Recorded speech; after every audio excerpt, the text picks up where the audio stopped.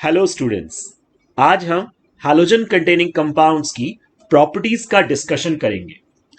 इन compounds की बहुत सारी प्रॉपर्टीज हैं जिसे हमने ए से लेकर एफ तक क्लासिफाई किया है।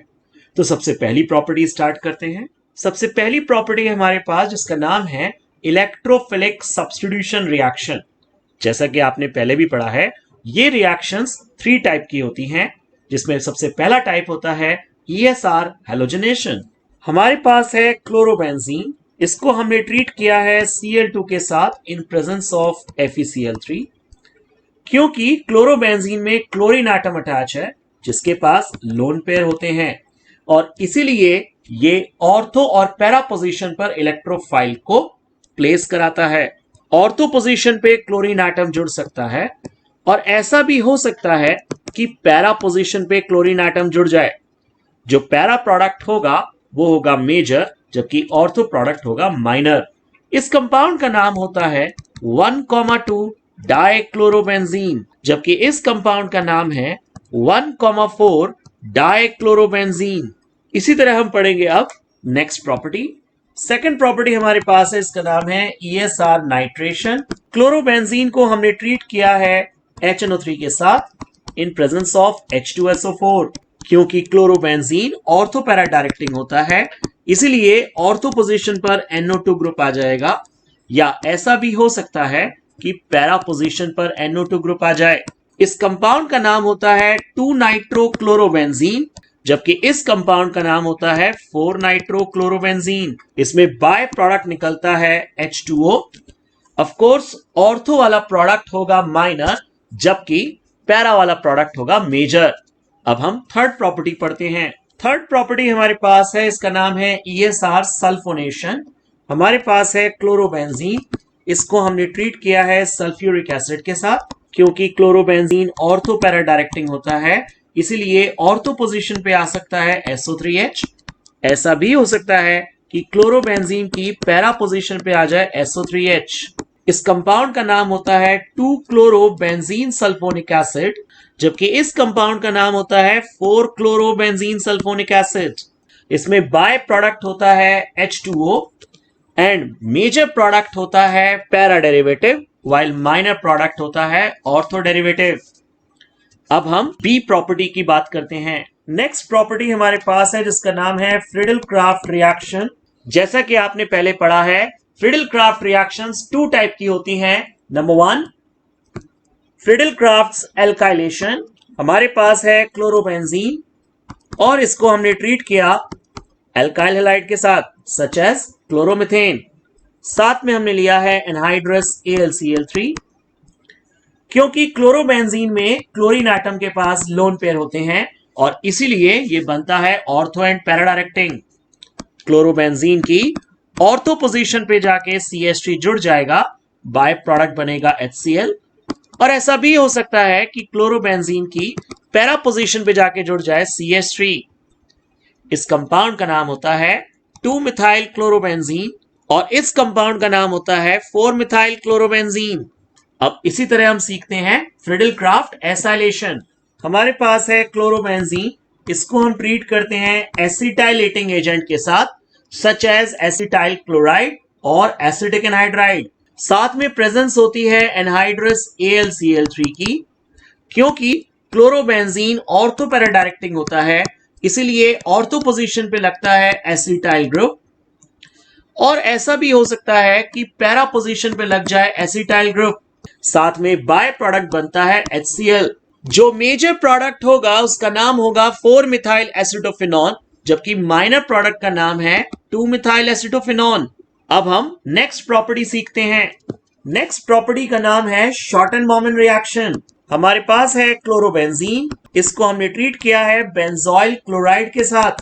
क्लोरोबेंजीन की ऑर्थो पोजीशन पर बेंजोइल ग्रुप आ जाएगा, और ऐसा भी हो सकता है कि क्लोरोबेंजीन की पैरा पोजीशन पर बेंजोइल ग्रुप आ जाए। इस कंपाउंड का नाम होता है 2-क्लोरोबेंजोफिनॉन, जबकि इस कंपाउंड का नाम है 4-क्लोरोबेंजोफिनॉन। बाय प्रोडक्ट बनता है HCl। मेजर प्रोडक्ट होता है पैरा डेरिवेटिव, जबकि माइनर प्रोडक्ट होता है ऑर्थो डेरिवेटिव। अब हम नेक्स्ट प्रॉपर्टी पढ़ते हैं। डी प्रॉपर्टी का नाम है रिएक्शन विद मेटल्स। इस कैटेगरी में हमारे पास 5 टाइप की रिएक्शंस हैं। तो सबसे पहली टाइप हम सीखेंगे, that is reaction with lithium. हमारे पास एक एल्काइल हैलाइड है जिसे हम RX से डिनोट कर रहे हैं। इसे ट्रीट करते हैं लिथियम के साथ, 2 times of lithium in the presence of dry ether. Alkyl group lithium के साथ जुड़ जाता है और साथ में लिथियम भी हैलोजन के साथ जुड़ जाता है। इस कंपाउंड का नाम होता है एल्काइल लिथियम। जैसे कि हमारे पास है CH3Cl plus 2 times of Li in presence of dry ether, तो बन जाएगा CH3Li प्लस LiCl और इस कंपाउंड का नाम होगा मिथाइल लिथियम। इसी तरह हमारे पास है CH3CH2Br isopropyl chloride, tertiary butyl bromide, bromobenzene, cyclohexyl chloride, cyclopropyl bromide. Let's say हम ब्रोमोबेंजीन के साथ रिएक्शन करते हैं लिथियम की इन the presence of dry ether. Benzene ring जुड़ जाती है लिथियम के साथ और साथ में लिथियम जुड़ता है ब्रोमीन के साथ। इस कंपाउंड का नाम होता है फिनाइल लिथियम। अब इसी तरह हम सेकंड प्रॉपर्टी सीखेंगे। इस प्रॉपर्टी में हम बात करते हैं reaction of alkyl halide with magnesium metal. हमारे पास है RX, इसको ट्रीट किया Mg के साथ in the presence of dry ether. R और X के बीच में मैग्नीशियम एटम आ जाता है और इस कंपाउंड का नाम होता है एल्काइल मैग्नीशियम हैलाइड, जिसको बोलते हैं ग्रिग्नार्ड रिएजेंट। इस रिएजेंट की डिस्कवरी साइंटिस्ट ग्रिग्नार्ड ने करी थी और इस डिस्कवरी के लिए उन्हें नोबेल प्राइज दिया गया था, क्योंकि उन्होंने इस बात का दावा किया था कि इस कंपाउंड से हम किसी भी फैमिली ऑफ ऑर्गेनिक कंपाउंड को प्रिपेयर कर सकते हैं। जैसे कि हम ग्रिग्नार्ड रिएजेंट से अल्कोहल बना सकते हैं, कार्बोक्सिलिक एसिड बना सकते हैं, एल्डिहाइड बना सकते हैं, कीटोन बना सकते हैं, एमीन्स भी बना सकते हैं। तो जितनी भी ऑर्गेनिक कंपाउंड की फैमिलीज हैं, मेजॉरिटी में सभी फैमिलीज ग्रिग्नार्ड रिएजेंट से प्रिपेयर हो सकती हैं। इसकी कुछ एग्जांपल्स को समझेंगे। CH3Cl को ट्रीट किया मैग्नीशियम के साथ in the presence of dry ether. CH3 और Cl के बीच में मैग्नीशियम का एटम आ जाएगा और बन जाएगा मिथाइल मैग्नीशियम क्लोराइड। इसी तरह से हमारे पास है CH3CH2Br, जिसको ट्रीट करेंगे मैग्नीशियम ड्राई ईथर के साथ। सिमिलरली हमारे पास है isopropyl chloride, we have tertiary butyl bromide, we have chlorobenzene, we have benzyl bromide, we have cyclohexyl chloride। Let's say हम बेंजाइल ब्रोमाइड को ट्रीट करते हैं मैग्नीशियम के साथ in the presence of dry ether. Benzyl और bromine के बीच में magnesium का एटम आ जाता है और इस कंपाउंड का नाम होता है बेंजाइल मैग्नीशियम ब्रोमाइड। इसी तरह से आपको सभी ग्रिग्नार्ड रिएजेंट प्रिपेयर करने हैं। ग्रिग्नार्ड रिएजेंट की प्रिपरेशन में एक चीज कॉमन है कि हमेशा ड्राई ईथर की प्रेजेंस रखनी जरूरी होती है। तो इसी बात पर हमारे सामने एक क्वेश्चन है, Grignard reagents are prepared under anhydrous condition. जब भी ग्रिग्नार्ड रिएजेंट्स हम बनाते हैं तो हमेशा ड्राई ईथर की प्रेजेंस क्यों रखते हैं?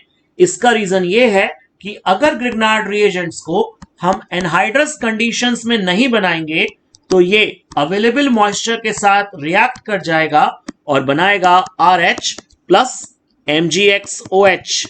RH का मतलब होता है एक एल्केन। अगर ग्रिग्नार्ड रिएजेंट एल्केन में कन्वर्ट हो जाते हैं तो फर्दर उनसे दूसरे कंपाउंड्स नहीं बन पाएंगे, क्योंकि एल्केन की रिएक्टिविटी बहुत पुअर होती है। इस प्रॉब्लम से बचने के लिए उस रिएक्शन मिक्सचर में से मॉइस्चर को निकालना जरूरी है और इसीलिए एनहाइड्रस कंडीशंस देनी पड़ती हैं। और ये एनहाइड्रस कंडीशंस प्रोवाइड करता है ईथर, जिसे हमें ड्राई फॉर्म में रखना होता है। That's why it is necessary to prepare Grignard reagents under anhydrous conditions. जैसे कि इस पे कुछ रिएक्शंस देखते हैं। हमारे पास ग्रिग्नार्ड रिएजेंट है CH3 MgBr, इसको ट्रीट किया मॉइस्चर के साथ तो बन जाता है CH4 plus MgBr OH।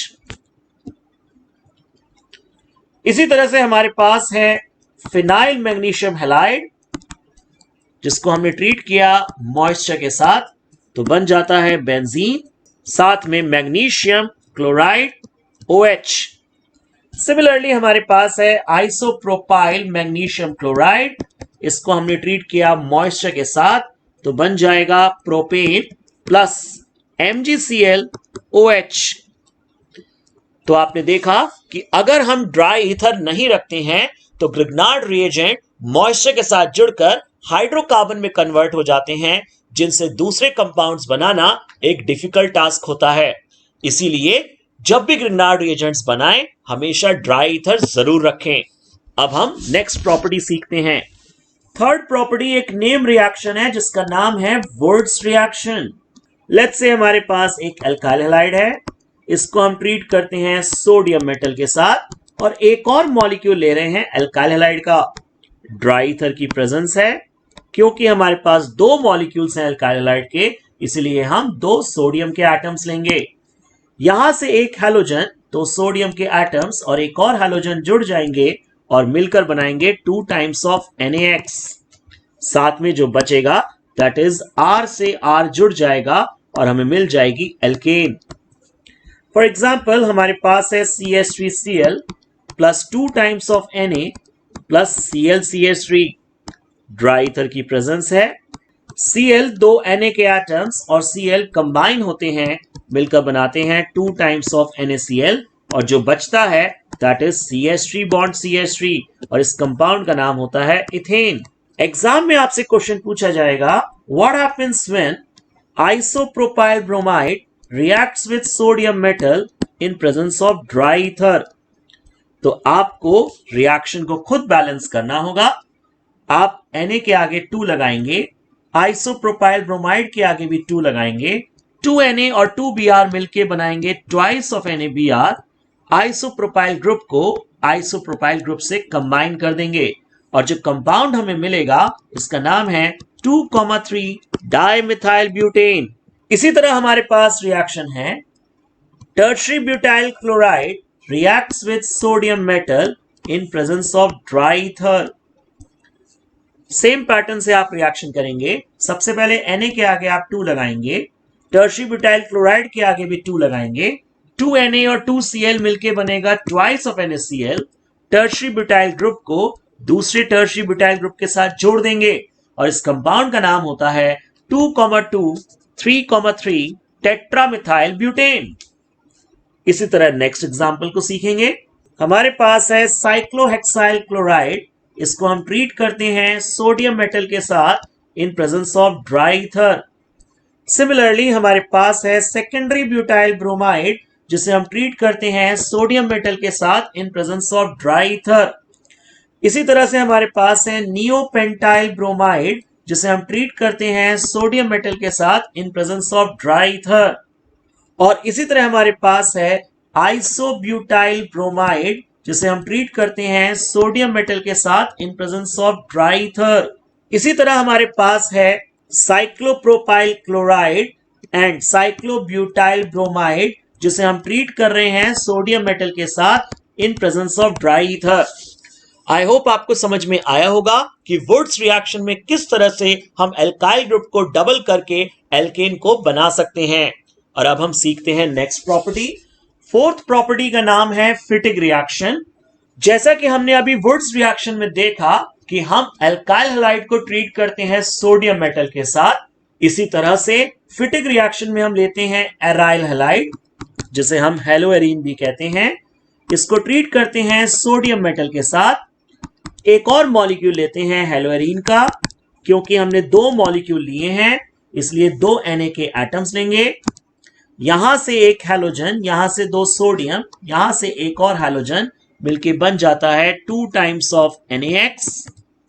Reaction mixture में ड्राई ईथर की प्रेजेंस रखना जरूरी है। अब हमें बेंजीन से बेंजीन को जोड़ देना है।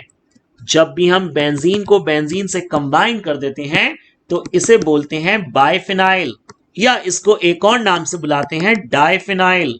फॉर एग्जाम्पल हमने लिया है क्लोरोबेंजीन, इसको ट्रीट किया है सोडियम मेटल के साथ in the presence of dry ether. इसी तरह से हमारे पास है ब्रोमोबेंजीन, जिसे हमने ट्रीट किया है सोडियम मेटल के साथ in presence of dry ether. दोनों केसेस में हमें मेन प्रोडक्ट मिलेगा बाइफिनाइल, जिसे डाइफिनाइल भी बुलाया जाता है। अब हम फिफ्थ रिएक्शन को समझेंगे। फिफ्थ रिएक्शन का नाम है वुड्स-फिटिक रिएक्शन। वुड्स ने कहा हमें एल्काइल हैलाइड को लेना चाहिए, जबकि फिटिक ने कहा हमें एराइल हैलाइड को लेना चाहिए। अगर दोनों रिएक्शंस को हम कंबाइन कर दें, सोडियम मेटल की प्रेजेंस रखें, साथ में ड्राई ईथर रखें, तो एल्काइल हैलाइड अपने पास से देगा हैलोजन सोडियम, और दूसरा हैलोजन मिलकर बनाएंगे 2 टाइम्स ऑफ NaX। जो बचा उसे कंबाइन कर देते हैं, बेंजीन रिंग के ऊपर R आ जाता है। इसका मतलब हमें एरोमेटिक हाइड्रोकार्बन मिल जाता है। एरोमेटिक हाइड्रोकार्बन्स को एक और नाम से बुलाते हैं, इन्हें बोलते हैं एरीन्स। जैसे कि हमारे पास है क्लोरोबेंजीन, और इसे हमने ट्रीट किया मिथाइल क्लोराइड के साथ in the presence of sodium metal and dry ether. Na और Cl जुड़कर बनाएंगे NaCl 2 टाइम्स, और बेंजीन रिंग के ऊपर आ जाएगा CH3। इस कंपाउंड का नाम होता है टोलुइन। सिमिलरली हमारे पास है ब्रोमोबेंजीन, और इसे हमने ट्रीट किया है इथाइल ब्रोमाइड के साथ in the presence of sodium metal and dry ether. इसी तरह हमारे पास है क्लोरोबेंजीन, जिसको हम ट्रीट करते हैं आइसोप्रोपाइल क्लोराइड के साथ in the presence of sodium metal and dry ether. As a result by product बनेगा 2 टाइम्स ऑफ NaCl, और मेन प्रोडक्ट होगा जिसमें बेंजीन रिंग के ऊपर आइसोप्रोपाइल ग्रुप आ जाएगा। इस कंपाउंड का नाम होता है आइसोप्रोपाइल बेंजीन, और इसका कॉमन नेम होता है क्यूमीन। आई होप आपको ये प्रॉपर्टी समझ में आई होगी, और अब हम नेक्स्ट प्रॉपर्टी सीखते हैं। नेक्स्ट कैटेगरी में हम बात करते हैं एलिमिनेशन रिएक्शन की। लेट्स से हमारे पास एक एल्काइल हैलाइड है CH2 single bond CH2 single bond Br। यहां पे एक हाइड्रोजन है जिसे हम अलग से हाईलाइट कर रहे हैं। जिस कार्बन से हाइड्रोजन एटम अटैच होता है इसको बोलते हैं अल्फा कार्बन, और जो अल्फा से नेक्स्ट कार्बन होता है इसे बोलते हैं बीटा कार्बन। हमने इसे ट्रीट किया है KOH के साथ, और मीडियम रखा है अल्कोहल, इसीलिए इसे बोलते हैं अल्कोहलिक मीडियम या फिर अल्कोहलिक पोटैश। KOH और C2H5OH के कॉम्बिनेशन को बोलते हैं KOH in presence of alcohol या फिर अल्कोहलिक पोटैश। सबसे पहले K इस Br के साथ जुड़ता है और बनाता है KBr। अब बीटा पोजीशन से हाइड्रोजन इस OH के साथ जुड़ता है और बनाता है H2O। जो बचा उसे लिख लेते हैं। हमारे पास बचा है CH2 सिंगल बॉन्ड CH2।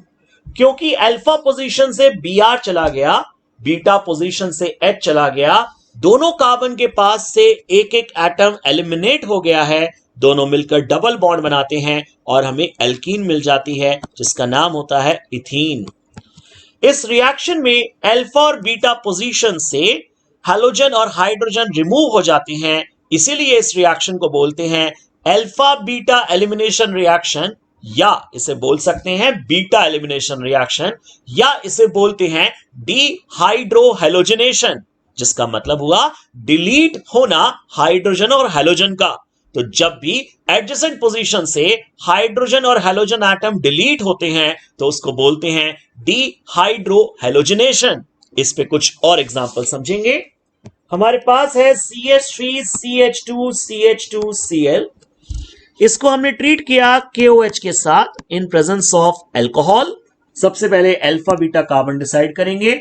जिस कार्बन से Cl अटैच है उसे कहते हैं अल्फा कार्बन। जिस कार्बन से अल्फा कार्बन के नेक्स्ट कार्बन को बोलते हैं बीटा कार्बन।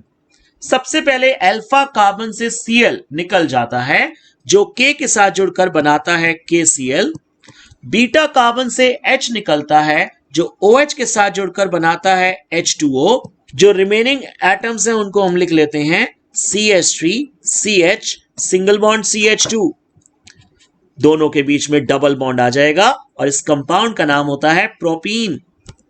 इसी तरह कुछ दूसरे एग्जांपल्स देखते हैं। जैसे कि हमारे पास ये कंपाउंड है जिसका नाम होता है 2 ब्रोमो 2 मिथाइल ब्यूटेन। इसको हमने ट्रीट किया KOH के साथ इन प्रेजेंस ऑफ अल्कोहल। सबसे पहले अल्फा बीटा कार्बन डिसाइड करेंगे। जिस कार्बन से हाइड्रोजन एटम अटैच है उसे कहते हैं अल्फा कार्बन। अल्फा के नेक्स्ट कार्बन को बोलते हैं बीटा कार्बन। ये भी है बीटा कार्बन और ये भी है बीटा कार्बन। सबसे पहले अल्फा पोजीशन से Br K के साथ जुड़ता है और बनाता है KBr। अब बीटा पोजीशन से H निकलता है, OH के साथ जुड़कर H2O बनाता है। लेकिन यहां तो 3 बीटा कार्बन है, इसका मतलब 3 तरह की पॉसिबिलिटीज बनती हैं। तो सबसे पहली पॉसिबिलिटी को समझेंगे। लेट्स से इस बीटा कार्बन से H निकल जाता है। रिमेनिंग एटम्स को लिख लेते हैं। यहां पे है CH3, यहां पे है CH2, यहां पे है CH3। अल्फा और बीटा दोनों के बीच में एक एक वैलेंसी खाली हो गई है, जिससे मिलकर ये डबल बॉन्ड बनाएंगे और कंपाउंड का नाम हो जाता है 2 मिथाइल ब्यूटवानीन। और ऐसा भी हो सकता है कि ऊपर वाले कार्बन से एक H निकल जाए। बाकी सभी रिमेनिंग एटम्स को लिख लेते हैं। यहां पे है CH2, यहां पे है CH3, दोनों के बीच में डबल बॉन्ड आ जाएगा और अब भी इसका नाम हो जाता है 2 मिथाइल ब्यूटवानीन। इसका मतलब हुआ कि CH3 और CH3 दोनों में से अगर HH निकलता है तो दोनों केसेस में हमारा मेन प्रोडक्ट सेम रहेगा। लेकिन अगर हम तीसरे बीटा कार्बन से H को निकालें तो उसे कैसे लिखा जाएगा? CH3 single bond C single bond CH3। हमने इस बीटा कार्बन से H को निकाल दिया है और बच जाता है CH3। अब दोनों के बीच में हम डबल बॉन्ड लगा देंगे और इस कंपाउंड का नाम होता है 2 मिथाइल ब्यूटुईन।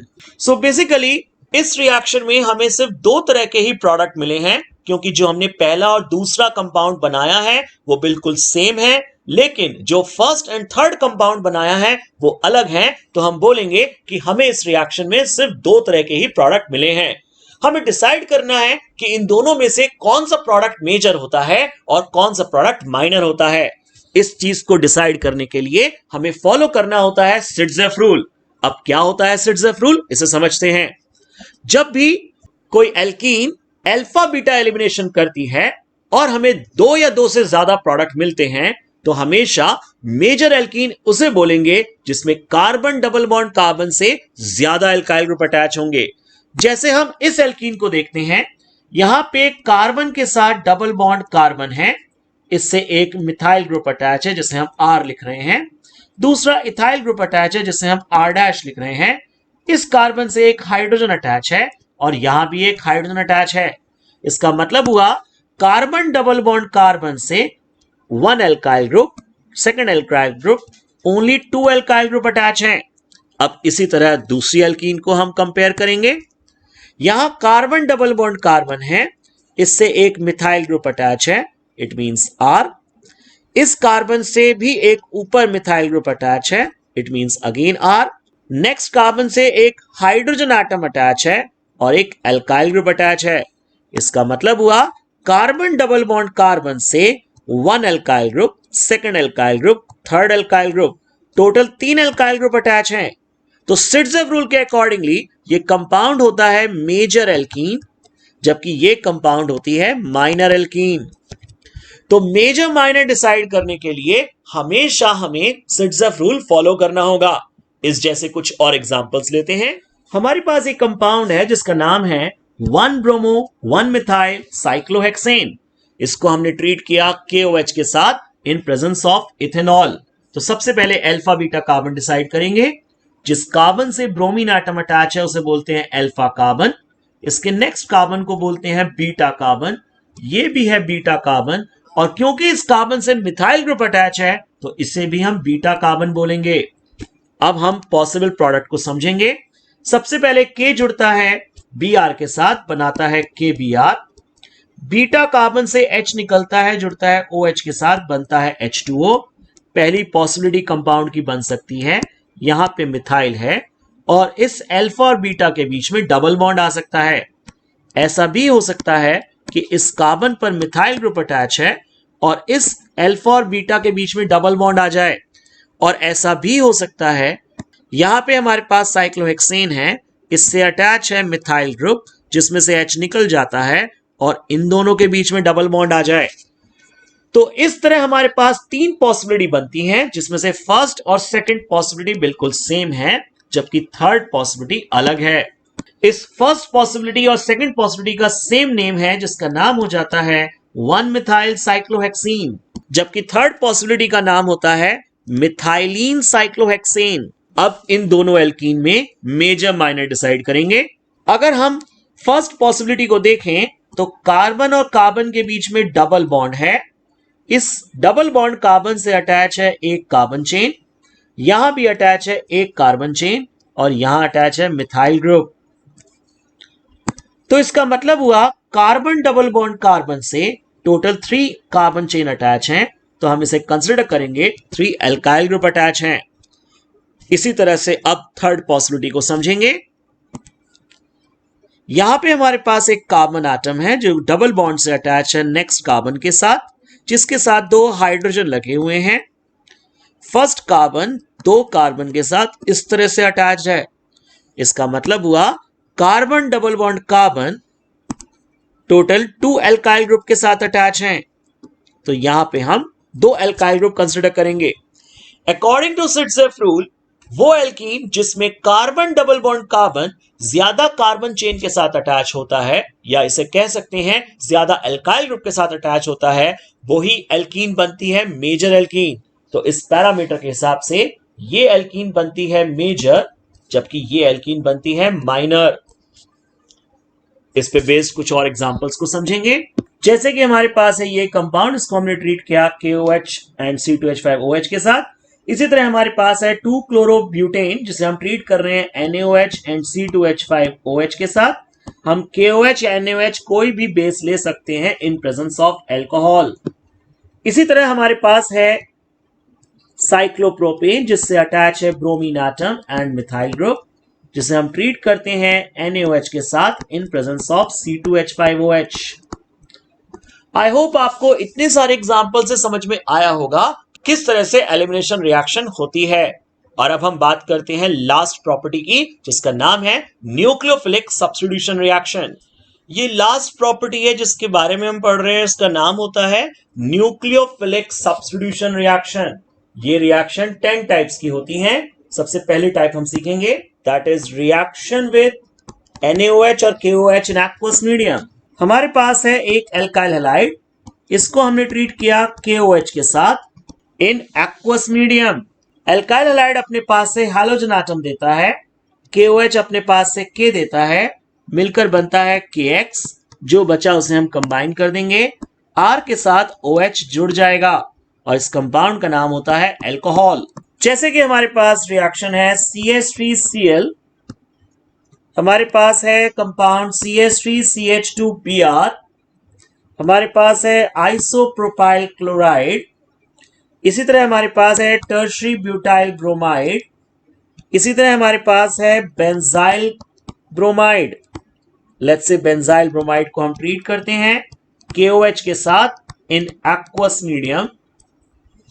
K जुड़ता है Br के साथ, बनाता है KBr और जो बचा उसे हम कंबाइन कर देते हैं, दैट इज बेंजीन के ऊपर CH2 जिसे बोलते हैं बेंजाइल और इससे जुड़ता है OH। इस कंपाउंड का नाम होता है बेंजाइल अल्कोहल। इसी तरह से हमारे पास है cyclohexyl chloride, we have cyclopropyl bromide, similarly हमारे पास है साइक्लोब्यूटाइल क्लोराइड। इन सभी कंपाउंड्स को आप रिएक्ट कराएंगे KOH के साथ in the presence of aqueous medium. और अब हम बात करते हैं सेकंड प्रॉपर्टी की। सेकंड प्रॉपर्टी में हम बात कर रहे हैं reaction with ammonia.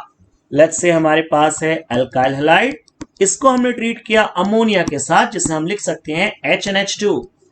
Alkyl halide अपने पास से हैलोजन एटम देगा, अमोनिया अपने पास से हाइड्रोजन देगा, दोनों मिलकर बनाएंगे HX और जो बचा उसे हम लिख देंगे that is RNH2।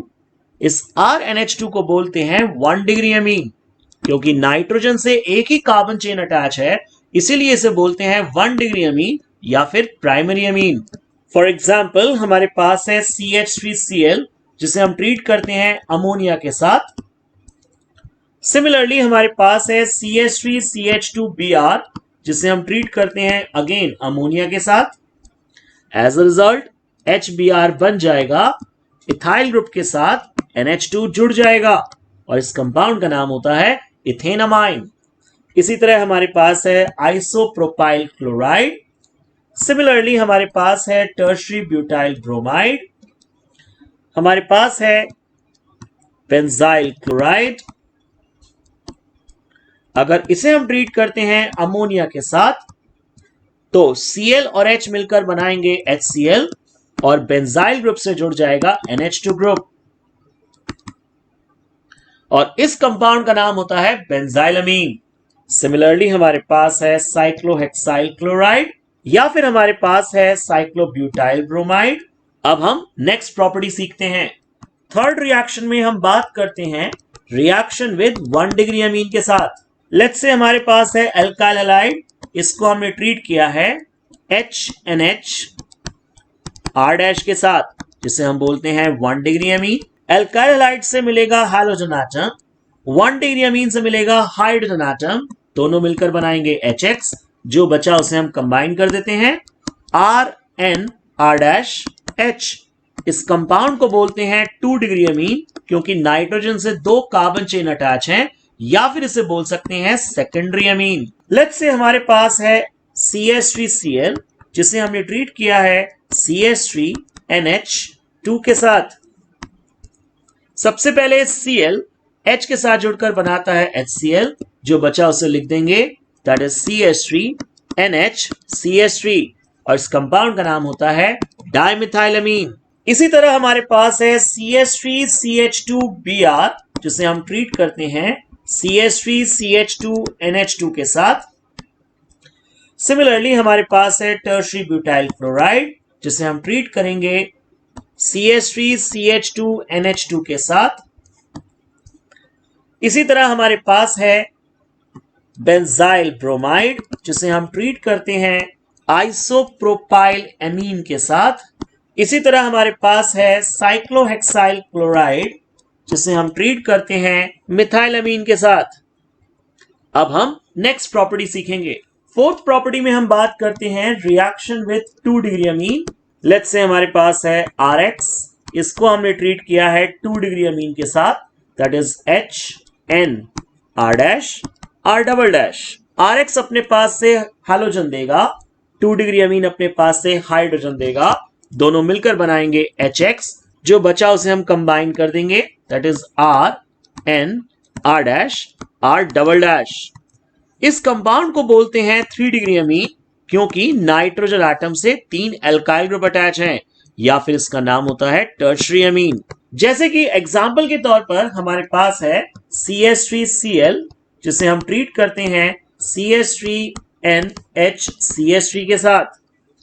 As a result हमें HCl मिल जाएगा और जो कंपाउंड बनेगा दैट इज CH3NCH3CH3। इस कंपाउंड का नाम होता है ट्राइमिथाइलमीन। इसी तरह हमारे पास है CH3CH2Br, जिसे हम ट्रीट करते हैं नाइट्रोजन मिथाइल, जिसका नाम होता है डाइमिथाइलमीन के साथ। सिमिलरली हमारे पास है बेंजाइल ब्रोमाइड, जिसे हम ट्रीट करेंगे डाइमिथाइल अमीन के साथ।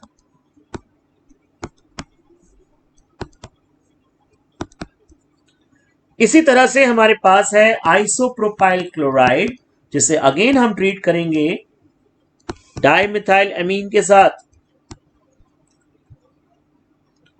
इसी तरह से हमारे पास है टर्शरी ब्यूटाइल ब्रोमाइड, जिसे हम ट्रीट करेंगे इथाइल मिथाइल अमीन के साथ।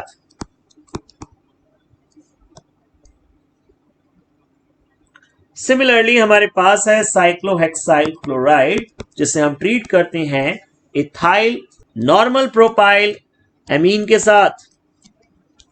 अब हम नेक्स्ट प्रॉपर्टी को सीखते हैं। नेक्स्ट प्रॉपर्टी का नाम है reaction with sodium salt of alcohol. हमारे पास है एक एल्काइल हैलाइड, जिसे हम ट्रीट करते हैं सोडियम सॉल्ट ऑफ एल्कोहल के साथ। एल्काइल हैलाइड अपने पास से हैलोजन एटम देगा, सोडियम सॉल्ट ऑफ एल्कोहल अपने पास से सोडियम देगा, दोनों मिलकर बनाएंगे NaX, जो बचा उसे हम लिख देते हैं दैट इज ROR डैश, और इस कंपाउंड को बोलते हैं ईथर। इस रिएक्शन का नाम होता है विलियमसन सिंथेसिस। जैसे कि एग्जांपल के तौर पर हमारे पास है CH3Cl, जिसे हम ट्रीट करते हैं CH3O नेगेटिव Na पॉजिटिव के साथ। इसी तरह हमारे पास है CH3CH2Br, जिसे हम ट्रीट करते हैं CH3CH2O नेगेटिव Na पॉजिटिव के साथ। सिमिलरली हमारे पास है नॉर्मल प्रोपाइल ब्रोमाइड, जिसे हम ट्रीट करते हैं sodium salt of isopropyl alcohol के साथ। इसी तरह से हमारे पास है क्लोरोमीथेन, जिसे हम ट्रीट करते हैं सोडियम फिनॉक्साइड के साथ। अब हम नेक्स्ट प्रॉपर्टी सीखते हैं। 6th प्रॉपर्टी में हम बात करते हैं reaction with silver salt of carboxylic acid के साथ। लेट्स से हमारे पास है RX, इसको हमने ट्रीट किया है R dash C double bond O Ag के साथ। इसे बोलते हैं silver salt of carboxylic acid. Haloalkane अपने पास से हैलोजन देगा, silver salt of carboxylic acid अपने पास से सिल्वर आयन देगा, दोनों मिलकर बनाएंगे AgX, जो बचा उसे हम कंबाइन कर लेते हैं that is R dash C double bond OR। इस कंपाउंड का नाम होता है एस्टर। फॉर एग्जाम्पल हमारे पास है CH3Cl, जिसे हम ट्रीट करते हैं CH3C double bond O Ag के साथ। सिमिलरली हमारे पास है CH3CH2Br, जिसे हम ट्रीट करते हैं CH3C double bond O Ag के साथ। इस कंपाउंड का नाम होता है silver salt of ethanoic acid. As a result हमें AgBr मिल जाएगा, जो बचेगा उसे हम कंबाइन कर लेते हैं that is CH3C double bond O, यहां पे आता है CH2CH3, और इस कंपाउंड का नाम होता है इथाइल इथेनोएट। अब हम नेक्स्ट प्रॉपर्टी सीखेंगे। 7th प्रॉपर्टी में हम बात करते हैं रिएक्शन विद KCN और NaCN। हमारे पास है RX, इसको हम ट्रीट करते हैं KCN के साथ। हेलोएल्केन अपने पास से हैलोजन देता है, KCN से K मिलता है और बनता है KX, जो बचा उसे कंबाइन कर देते हैं, हमें मिल जाता है RCN। क्योंकि CN आयन है जो कार्बन चेन से जाके जुड़ता है, इसीलिए इस केस में न्यूक्लियोफाइल होता है साइनाइड आयन। जैसे कि हमारे पास है CH3Cl, जिसे हमने ट्रीट किया है KCN के साथ। KCl as a by product बन जाएगा, और जो मेन प्रोडक्ट होगा दैट इज CH3CN। इस कंपाउंड का नाम होता है मिथाइल साइनाइड, या फिर इसे बोलते हैं इथेन नाइट्राइल। इसी तरह हमारे पास है CH3CH2Br, जिसे हमने ट्रीट किया है NaCN के साथ। सिमिलरली हमारे पास है आइसोप्रोपाइल क्लोराइड, जिसे हम ट्रीट करते हैं KCN के साथ। टर्शरी ब्यूटाइल ब्रोमाइड, जिसे हम ट्रीट करते हैं NaCN के साथ। इसी तरह हमारे पास है साइक्लोहेक्साइल क्लोराइड, जिसे हमने ट्रीट किया है KCN के साथ। या फिर हमारे पास है बेंजाइल ब्रोमाइड, जिसे हम ट्रीट करते हैं NaCN के साथ। अब हम नेक्स्ट प्रॉपर्टी सीखते हैं। 8th रिएक्शन हमारे पास है, जिसमें हम बात करते हैं रिएक्शन विद AgCN। हमारे पास है RX, इसको ट्रीट करते हैं AgCN के साथ। हेलोएल्केन अपने पास से हैलोजन देता है, जबकि AgCN अपने पास से Ag देता है, दोनों मिलकर बनाते हैं AgX, जो बचा उसे हम कंबाइन कर देते हैं। R के साथ इस बार जुड़ता है NC, और इन कंपाउंड को बोलते हैं एल्काइल आइसोसाइनाइड, या फिर इसका नाम होता है एल्केन आइसोनाइट्राइल। इस केस में जो न्यूक्लियोफाइल होता है, जो कार्बन चेन से जाके जुड़ता है, दैट इज NC नेगेटिव, और इस NC नेगेटिव न्यूक्लियोफाइल का नाम होता है आइसोसाइनाइड न्यूक्लियोफाइल। तो याद रखें, जब भी एल्काइल हैलाइड को हम ट्रीट करते हैं KCN के साथ या NaCN के साथ, तो बनते हैं कॉरेस्पॉन्डिंग साइनाइड्स, लेकिन जब हम इन्हें ट्रीट करते हैं AgCN के साथ, तो बनते हैं कॉरेस्पॉन्डिंग आइसोसाइनाइड्स। फॉर एग्जाम्पल हमारे पास है CH3Cl, जिसको हमने ट्रीट किया है AgCN के साथ, तो बन जाता है CH3NC प्लस AgCl। CH3NC का नाम होता है मिथाइल आइसोसाइनाइड या फिर मीथेन आइसोनाइट्राइल। इसी तरह हमारे पास है CH3CH2Br।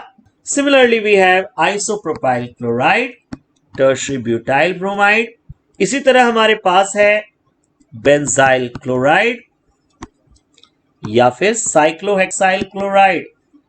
इन सभी कंपाउंड्स को आप रिएक्ट कराएंगे AgCN के साथ, जिससे मिल जाएगा कॉरेस्पॉन्डिंग एल्काइल आइसोसाइनाइड। अब हम 9th रिएक्शन को सीखते हैं। इस रिएक्शन में हम बात करते हैं reaction with potassium nitrite. Potassium nitrite का फॉर्मूला होता है KNO2। हमारे पास है RX, इसको हमने ट्रीट किया है KNO2 के साथ। हेलोएल्केन अपने पास से हैलोजन देगा, जबकि KNO2 से हमें K मिलेगा। दोनों मिलकर बनाएंगे KX। जो बचा उसे हम लिख देंगे। R के साथ जुड़ जाता है ONO और इस कंपाउंड का नाम होता है एल्काइल नाइट्राइट, क्योंकि इस केस में न्यूक्लियोफाइल होता है nitrite ion, that is ON double bond O। जैसे कि हमारे पास है CH3Cl, इसको हमने ट्रीट किया है KNO2 के साथ। इसी तरह हमारे पास है CH3CH2Br, जिसे हम ट्रीट करते हैं KNO2 के साथ। As a result by product बनेगा KBr और मेन प्रोडक्ट होगा CH3CH2ONO और इस कंपाउंड का नाम होता है इथाइल नाइट्राइट। इसी तरह हमारे पास है आइसोप्रोपाइल क्लोराइड। सिमिलरली हमारे पास है बेंजाइल ब्रोमाइड। इसी तरह हमारे पास है cyclohexyl chloride. We have tertiary butyl bromide, जिसे हमने ट्रीट किया KNO2 के साथ। As a result by product बनेगा KBr और जो मेन प्रोडक्ट होगा उसको हम इस तरह से लिखेंगे। इस कंपाउंड का नाम होता है टर्शियरी ब्यूटाइल नाइट्राइट। अब हम लास्ट रिएक्शन को समझेंगे। 10th रिएक्शन में हम बात करते हैं रिएक्शन विद सिल्वर नाइट्राइट। जैसे कि हमारे पास है RX, इसको हम ट्रीट करते हैं AgNO2 के साथ। हेलोएल्केन अपने पास से हैलोजन देता है, जबकि AgNO2 अपने पास से Ag देगा। दोनों मिलकर बनाएंगे AgX। जो बचा उसे हम कंबाइन कर देंगे, दैट इज RNO2। इस कंपाउंड का नाम होता है नाइट्रोएल्केन। इस केस में न्यूक्लियोफाइल होता है NO2 नेगेटिव। जैसे कि हमारे पास है CH3Cl, जिसे हमने ट्रीट किया है AgNO2 के साथ, तो बाय प्रोडक्ट बनता है AgCl और साथ में मेन प्रोडक्ट मिलेगा CH3NO2। इस कंपाउंड का नाम होता है नाइट्रोमीथेन। इसी तरह हमारे पास है CH3CH2Br, जिसे हम ट्रीट करेंगे AgNO2 के साथ। सिमिलरली हमारे पास है आइसोप्रोपाइल क्लोराइड और we have tertiary butyl bromide. इसी तरह हमारे पास है बेंजाइल क्लोराइड या फिर हमारे पास है साइक्लोहेक्साइल क्लोराइड। सिमिलरली हम रिएक्शन कराएंगे साइक्लोप्रोपाइल ब्रोमाइड के साथ या फिर सेकेंडरी ब्यूटाइल ब्रोमाइड के साथ। जब हम इसे ट्रीट करते हैं AgNO2 के साथ, तो बाय प्रोडक्ट निकल जाता है AgBr और जो मेन प्रोडक्ट होता है दैट इज 2-नाइट्रोब्यूटेन। तो इन रिएक्शंस में आपने देखा कि कैसे हेलोएल्केन्स को हम अलग अलग कंपाउंड के साथ ट्रीट करके वेरियस कंपाउंड्स को बना सकते हैं, जिनमें अलग अलग न्यूक्लियोफाइल कार्बन चेन से जाके जुड़ते हैं और हमें अलग अलग कंपाउंड्स देते हैं। अब हम बात करते हैं एम्बिडियंट न्यूक्लियोफाइल की। एम्बिडियंट न्यूक्लियोफाइल वो न्यूक्लियोफाइल होते हैं जिसपे दो अटैकिंग साइट होती है, बट एट एन इंस्टेंट कोई एक अटैकिंग साइट ही रिएक्शन में पार्टिसिपेट करती है। जैसा कि अभी हमने रिएक्शंस में देखा कि साइनाइड आयन है, जिसमें साइनाइड में कार्बन की साइड से अटैक होता है। इसी तरह से आइसोसाइनाइड आयन है जिसमें नाइट्रोजन के साइड से भी अटैक हो सकता है। तो इस आयन के अंदर दो अटैकिंग साइट प्रेजेंट हैं, या तो कार्बन की साइड से अटैक होगा या नाइट्रोजन की साइड से अटैक होगा। ऐसे न्यूक्लियोफाइल जिसमें दो अटैकिंग साइट होती हैं बट एट एन इंस्टेंट कोई एक अटैकिंग साइट ही न्यूक्लियोफिलिक सब्स्टिट्यूशन रिएक्शन में पार्टिसिपेट करती है, इन्हें बोलते हैं एम्बिडिएंट न्यूक्लियोफाइल। इसी तरह से हमारे पास है ON double bond O negative charge, जिसे हम बोलते हैं नाइट्राइट आयन। इसी तरह से हमारे पास है N double bond O coordinate bond O negative charge. पहले आयन को देखें तो इसमें ऑक्सीजन पे नेगेटिव चार्ज है, जबकि दूसरे आयन को हम देखें तो इसमें नाइट्रोजन पे नेगेटिव चार्ज है। इन दोनों न्यूक्लियोफाइल को हम नाम देंगे एम्बिडिएंट न्यूक्लियोफाइल, क्योंकि इन दोनों न्यूक्लियोफाइल में दो अलग अलग अटैकिंग साइट प्रेजेंट हैं, बट एट एन इंस्टेंट कोई एक अटैकिंग साइट ही न्यूक्लियोफिलिक सब्स्टिट्यूशन रिएक्शन में पार्टिसिपेट करती है, जिससे हमें या तो मिलेगा एल्काइल नाइट्राइट या फिर हमें मिलते हैं नाइट्रो एल्केन्स। आई होप आपको इतनी सारी रिएक्शन समझ में आया होगा कि किस तरह से halo alkanes and halo arenes अलग अलग कंडीशंस में रिएक्ट करते हैं और हमें डिफरेंट रिएक्शंस देते हैं। अब आप इन रिएक्शंस की प्रैक्टिस करिए। जल्दी मिलते हैं नेक्स्ट वीडियो में, जिसमें हम स्टार्ट करेंगे अपना नया टॉपिक। Thank you.